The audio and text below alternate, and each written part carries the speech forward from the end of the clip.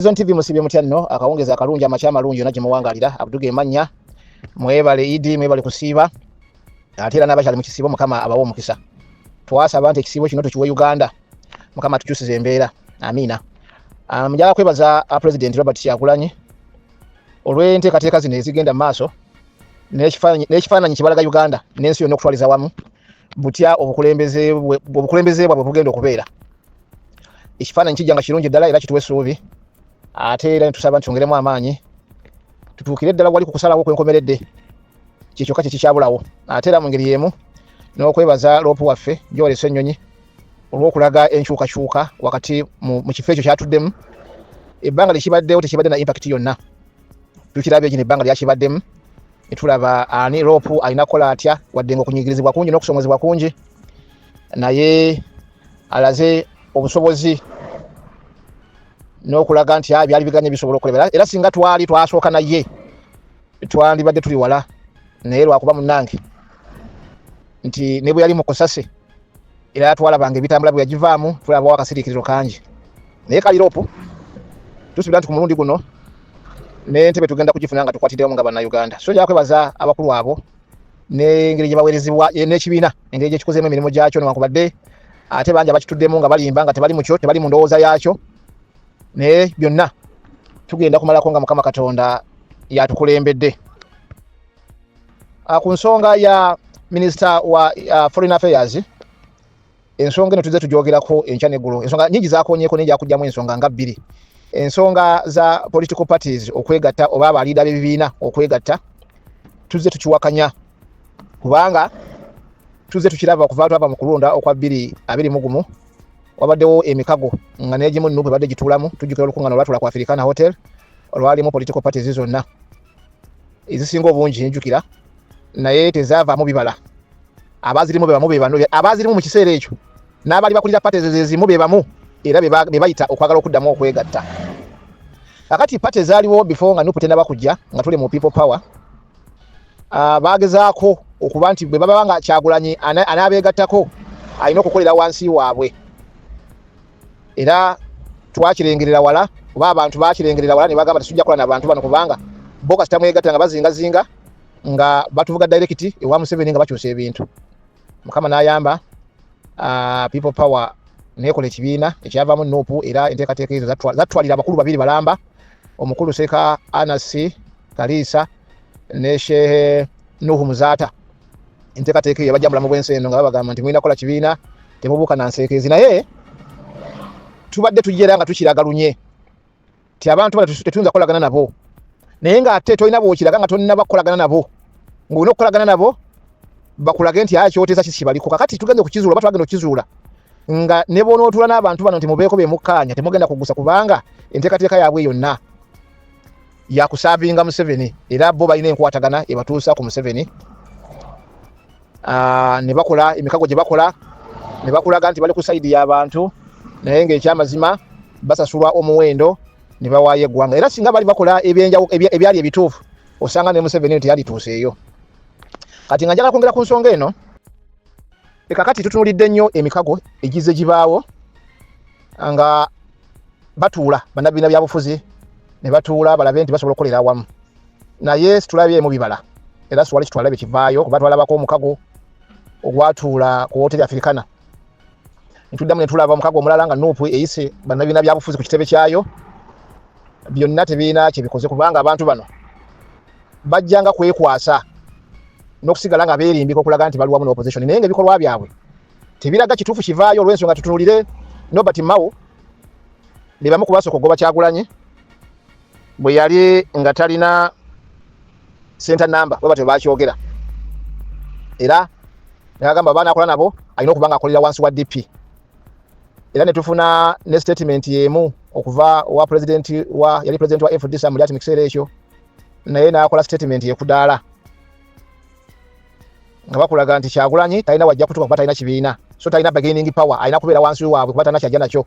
Yali statement y'Abamulyati. Dr. Kizza Besigye n'atugamba nti Bobi Wine talowooza nti ajja kugenda mugenzi bakwata obuyinza babumuwe. So ebintu byali bingi mu kiseera ekyo byonna ne tubigumira. Ekibiina ne kirabikawo ekya National Unity Platform kooti neefuuka kooti Kibalama afuuse Kibalama byonna twabivunuka nga tetuyina kibiina na kimu kitwegaseeko wabula kwali kwegatta kwa bannayuganda tekwali kwegatta kwa bibiina. On top of that Bobi Wine ne Nuupu ne People Power ne kibeera confirmed nti n'akalulu mu ggwanga lyonna twakawangula wadde nga baakabba naye era bakugamba nti Buganda yatwalibwa ekibiina ky'ebyobufuzi ekiyitibwa National Unity Platform. Kakati bwe tuba nga twatwala Buganda neewangulwa kitegeeza nti ebyo ebibiina by'obufuzi era byaliwo kubanga nabo baleeta ababaka mu kwesimbawo okuba mu kulonda okwa 2021. Kati bwe tuba nga twabawangulirayo nga twegase nabo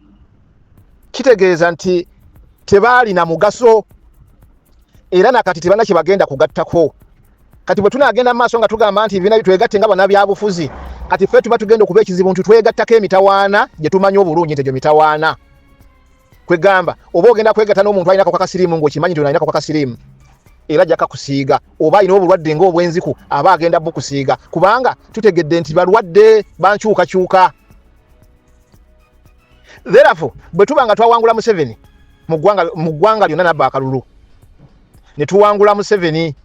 mu Buganda nga ebibiina by'obufuzi tebaaliko kati omukago twetaaga gwaki? Bwe tuba nga tulina Lukwago alina impact mu Kampala ate nga ku mulundi guno kigenda kubeera kizibu Lukwago agenda tugattako ki bw'abanga teyatugattako luli. So ebintu bingi bye tulina okutunuulira era nga tugenda kubitiikirako ddala omulamwa ogw'amaanyi okuzuulira ddala nti tetugenda kuddamu kulowooza nti ekyokwegatta kwa bannabyabufuzi oba ebibiina by'obufuzi kyekigenda okuggyako Museveni nedda kubanga ebbanga lyonna lye tubaddewo ebizibu Nuupu byeyiseemu n'abantu abawambiddwa n'abasibiddwa situfunangako buyambi bwonna okuva eri kibiina ky'abyabufuzi kirala oba bannabyabufuzi ab'enjawulo era balooya bakozesebwa mu mbeera eyo Nuupu byateekawo abaayo be baayo abatali baayo basasulwa. N'olw'ensonga eyo njala kwegatta ne Minisita wa Foreign Affairs okugumiza ekintu ekyo nti tebana bagenda kutuyamba okujjako okutuvuga nga batuza reverse. Kakati nga maliriza ku nsonga eno Sheini esuula Nuupu esuula People Power esuula Kyagulanyi ezimbiddwa bwete ezimbiddwa mu Buganda ng'ekulembeddwa Charles Peter Mayiga ekyo kimu neegattako abanywanyi ba Mayiga abaflashinga mu DP block abadde bayingira mu nkyukakyuka ya People Power aba National Unity Platform nga bakulembeddwamu Mpuuga naye abo bonna bo twabatuusa ku nfeete bayina saidi ey'abannaddiini tujjukire nga Mpuuga agenda okukyusibwa okuva ku kyaloopu bannaddiini bawandiika mangama baluwa ne bawandiikira Kyagulanyi nga bamugamba aleme kumukyusa kubanga akoze bulungi eri bo naye ng'ate Mpuuga yali wa bulabe era balwana nnyo okugamba nti nga bamugobe nga bamugamba nti amuteese buteesa naye nga mu kanisa ate bozza omusango n'obba ssente n'okwata mu kwasi nga totegeeza bakulu mu kibbo kya kanisa n'ojjamu ekintu ekyogobwa naye bo ekitali waabwe tebakirabanga nsonga kubanga Mpuuga yali waabwe kati naye kanisa ekereziya emizikiti atugambe nti Namirembe Lubaga ne Kampala mukadde bonna nabo bafu. Kati bwe tugattako political parties zonna tewali atalina nteesaganya na Museveni tewali atalina nkwatagana na Museveni ate era Museveni yakitugamba nagamba mu DP bantu be mu FDC bantu be naye Nuupu si ye naye ate erimu ababe. Kati awo ensonga tugitunule n'obwegendereza bungi situbagenda tuyambira ensonga tugitwala nga tubale tukitambuza era tugende kugusa ensonga watali bo. Ensonga gye naleseeyo wano ku bakama baffe wano ensonga y'enguzi. Enguzi emaze eggwanga Uganda naye nga ffenna tukimanyi bulungi nti ssente amakubo mwe ziva zibbibwe ziyita mu parliament. Kakati tufuna okusoomoozebwa mu ngeri y'enjawulo kubanga tulabye bannabyabufuzi bangi abavuddeyo nga bali ku side ya opposition kuba batugamba nti obukiiko obusinga obungi buliko aba opposition naye obukiiko obutambulirako ebyensimbi oba n'ebirala babutuulako era ne bakola ne budget ezo bo bennyini naye bwe bajja ku marediyo ku matv ate ne beegaana bye baakoze byennyini naye nga ate side emu batugamba nti tuli bize tuli ku bukiiko era ne ku mulembe gwa Mpuuga bwe bamugamba nti parliament efulume ebweru yagamba nti obukiiko bwasigala bukola